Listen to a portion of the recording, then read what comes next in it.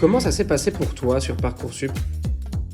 Au début, je savais pas trop ce que je voulais faire. Ça a été un peu compliqué de mettre en ordre toutes les idées que j'avais pour m'inscrire. J'ai jamais su tout ce que je voulais faire dans la vie, mais je m'étais quand même posé les questions, quelles sont les matières que j'aimais bien, quels sont les métiers qui m'intéressaient, quelles sont les choses, les activités que j'avais envie de faire plus tard. Et je m'étais mis tout ça dans la tête et essayé d'en tirer une conclusion pour centrer un petit peu le secteur de formation.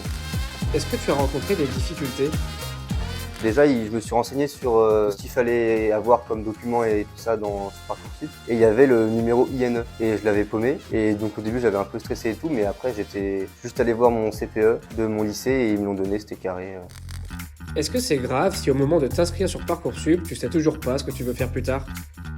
Non, c'est pas grave. C'est pas grave parce que déjà, on a le temps pour rentrer les vœux. Je crois que cette année, c'est du 18 janvier jusqu'au début mars. Donc, ça laisse le temps. Ça sert à rien de les mettre tout de suite. Il faut pas non plus s'y prendre au dernier moment. Surtout, on s'est tous déjà demandé un peu ce qu'on voulait faire plus tard. Donc, il faut prendre toutes les réflexions qu'on a eues tout au long de notre vie. Il faut tirer le pour et le contre de tous ces éléments. Les matières qu'on aime bien aussi, si on veut être plutôt manuel, si on veut être plutôt dans la recherche intellectuelle ou des choses comme ça. Et c'est une démarche qui prend du temps, mais même si on se trompe, même si on prend la mauvaise orientation, bah, c'est pas grave parce que c'est très facile de se réorienter dans le supérieur. Il y a énormément de gens qui se réorientent et c'est pas du tout un problème pour la vie future.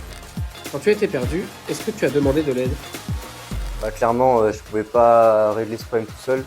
J'ai demandé à mes parents ce qu'ils en pensaient, ce qu'ils voyaient. J'étais les premiers à voir mes qualités, mes défauts, tout ça. J'ai demandé à mes profs. En fait, j'avais un peu centré mon domaine. J'étais dans des forums. Moi, c'était plutôt les écoles d'ingénieurs et choses comme ça. Donc, j'étais allé voir des gens qui me parlaient de leur école, qui me parlaient des qualités qu'il fallait avoir, les débouchés qu'il y avait. Et c'est comme ça, c'est en rencontrant des personnes que tu te rends compte si ça te plaît ou pas. Et je pense que le mieux, même, c'est si on peut voir carrément la personne qui travaille, voir le métier réellement. Moi, c'est vraiment ça qui m'a fait changer d'avis après une réorientation justement et qui m'a donné envie de faire ce que je fais maintenant.